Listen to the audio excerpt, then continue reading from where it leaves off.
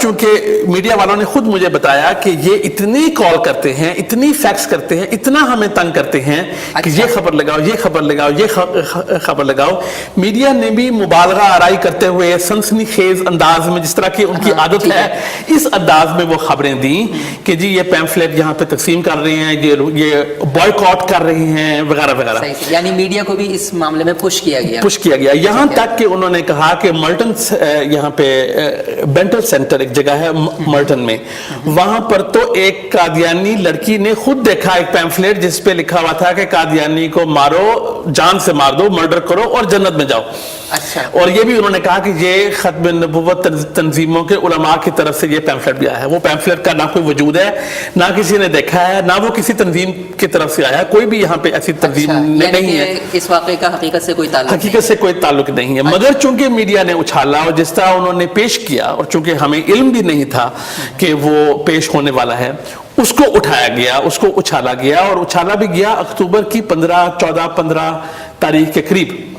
جبکہ اکتوبر کی 20 تاریخ کو پارلیمنٹ میں ایک پہلے سے مئی کے مہینے سے ایک ڈیبیٹ جو تھی اس کا وقت رکھا گیا تھا، جس پہ کہ لاہور میں جو احمدی عبادت گاہوں کے ساتھ واقعات پیش آئے جن پہ ہمیں بہت افسوس ہے، ان کے بارے میں ڈیبیٹ کا وقت رکھا گیا تھا. مگر اب اس کو اتفاق کہہ لیں آپ، یا اس کو آپ ایک سوچی سمجھی انفارمیشن کیمپین کہہ لیں، یہ اب انسان کی اپنی سوچ ہے. کہ 2-4 دن پہلے وہ اخبار آیا، اور پھر ممبر آف پارلیمنٹ جو ہے اس نے وہ سارے کا سارا اخبار میں، جس میں سچ جھوٹ سنسنی سب کچھ شامل تھا، اس کو وہ پارلیمنٹ میں پڑھ دیا. اب جو ممبر آف پارلیمنٹ میں پڑھتا ہے، اس پر کوئی کسی قانون کے کسی کورٹ میں اس کی پوچھ گچھ نہیں ہو سکتی. وہ اسے ایک پریویلیج سپیچ کہتے ہیں، پروٹیکٹڈ سپیچ کہتے ہیں. تو وہ تو ریکارڈ میں آ گیا کہ یہ، اور وہ اخبار میں بیچ میں انہوں نے ایک فقرہ لکھ دیا کہ اخباروں میں سب کچھ جو آتا ہے وہ سچ نہیں ہوتا. اس طرح وہ اپنے ضمیر کو انہوں نے جو ہے وہ اس کا مطمئن کرنے کی کوشش کی.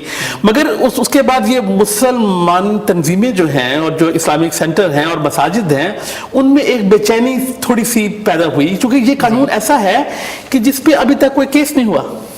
ہاں 2006 کا یہ قانون بنا ہوا ہے، مگر چونکہ اس کے اوپر ابھی تک کوئی کیس نہیں بنا اس قانون کی بنیاد پر.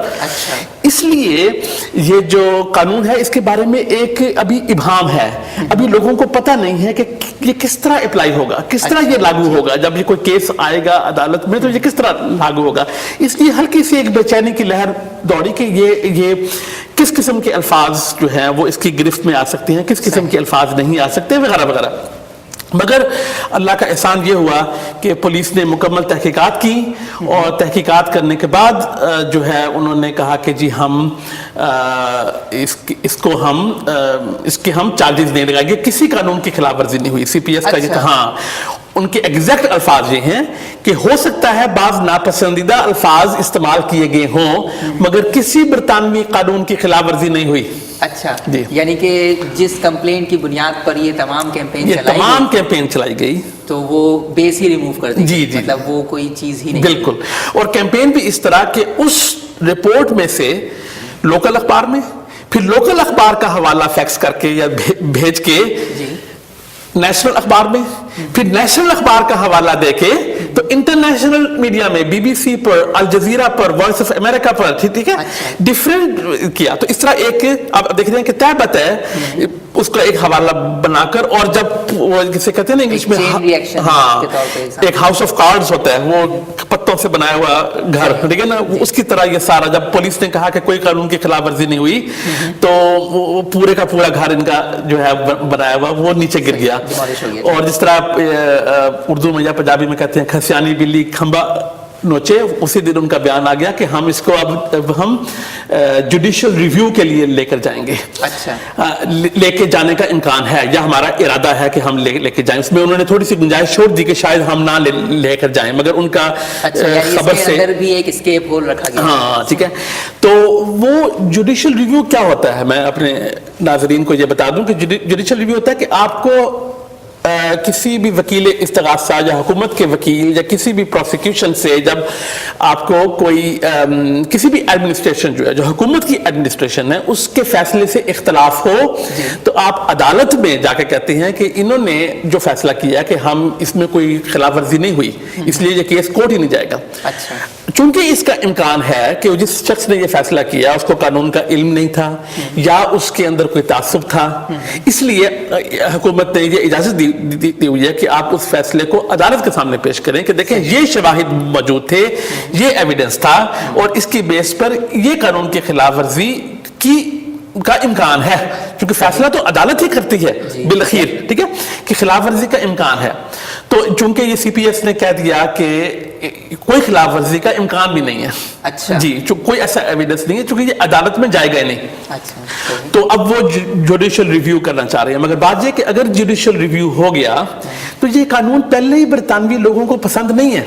अच्छा। ये जो है ना, चूंकि बरतानिया में आज़ादी बयान है, फ्रीडम ऑफ स्पीच है, फ्रीडम ऑफ एक्सप्रेशन है, और ये इनकी 1000 साल से चलती आ रही है। तो इसलिए ये कानून इतना पसंद नहीं किया गया था। इस कानून के खिलाफ मुसन्निफीन ने, अदाकारों ने, मिजाहिया लोगों ने, लिखने वालों ने कहा था कि किसी के अकायद का मजाक उड़ाना या तमस्खुर करना या गलत कहना तो हमारी आज़ादी है, हमारा ये हक है कि हम कहें, तो ऐसे कवानीन ना बनाओ। तो अगर ये रिव्यू के लिए गया और चूंकि पहले कोई केस नहीं हुआ इस लॉ के ऊपर, इस एक्ट के ऊपर, ठीक है, तो इसलिए बहुत सारी और पार्टीज इसमें इंटरेस्ट लेंगी। बहुत सारी पार्टी जो शुरू से इस कानून के खिलाफ हैं उनका भी इंटरेस्ट आएगा, क्योंकि जो पहला केस बना इस कानून के तहत वो आइंदा के लिए एक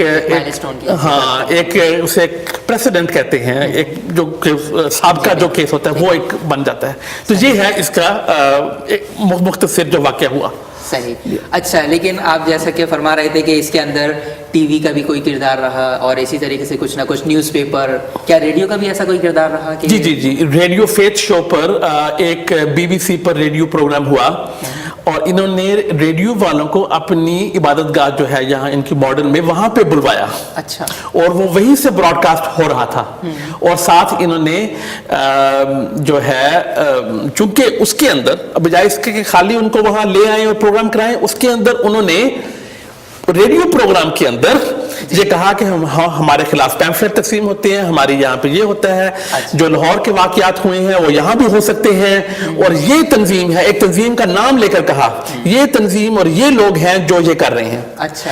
अब चूंकि यहाँ का मीडिया कानून का तो पाबंद है किसी हद तक, वो सनसनीखेज तो ये सब होते हैं, ठीक है, सनसनीखेज खबरें लगाने वाले, ठीक है, मगर चूंकि वो कानून का पाबंद था, उन्होंने फिर उस तंजीम से राब्ता कायम किया, ये खत्म नबूवत एकेडमी के साथ, कि भी आप बताएं कि आप पर ये इल्जाम लग रहा है। तो वो क्या कहते हैं, आ बैल मुझे मार वाली मिसाल, कि अगर वो खाली उनको अपनी जगह पर बुलवाते, उनसे बात करते तो और कोई बीच में इन्वॉल्व ना होता, पर ऐसे ही लोगों पर इल्जाम लगाने की वजह से क्या हुआ कि अब उन्होंने इंसाफ के तकाजे पर हमें भी फोन किया कि भाई आप अपना भी साइड बताइए। तो जब हमने कहा कि भाई ये तो एक कैंपेन का हिस्सा है, हम तो सिर्फ कैंपेन, इनकी जो कैंपेन है, हर घर में जब ये लीफलेट फेंक रहे हैं, हर घर में ये पैगाम दे रहे हैं, तो मुसलमान तो हमारे पास आते हैं, अपनी मस्जिद में जाते हैं कि ये कौन लोग हैं, ये क्या कर रहे हैं, ये किस अमन की तरफ हमें बुलवा रहे हैं, हम तो पहले ही बड़े अमन पसंद हैं। तो जब ये बात होती है तो उनके लोकल इमाम जो हैं वो फिर खत्म नबूवत की जो तंजीमें हैं उनको कॉल करते हैं, कहते हैं कि हमें बताओ ये क्या चक्कर हो रहा है। तो इसलिए हमें आके बताना पड़ता है। जब ये बात वो रेडियो के प्रोग्राम पर की हमने, तो उसके बाद से फिर वो दोबारा आगे सिलसिला नहीं चला। इसी तरह टीवी पर भी तकरीबन 4-5 टीवी स्टेशंस की तरफ से फोन आए और उन्होंने भी ये बात सुनकर उन्होंने कहा कि जी हमने अपना या तो प्रोग्राम कैंसिल कर दिया है या हमने उसको पोस्टपोन कर दिया है। अच्छा। अभी भी 2 टीवी स्टेशन के साथ ये जो मंगल और बुध आ रही है अपॉइंटमेंट है। अच्छा। तो अब देखें कि वो ये जो फैसला किया है CPS ने, इसके अंदर वो प्रोग्राम करना चाहेंगे कि नहीं। अगर वो करना चाहते हैं तो बिस्मिल्लाह हमारी तरफ से वो आए।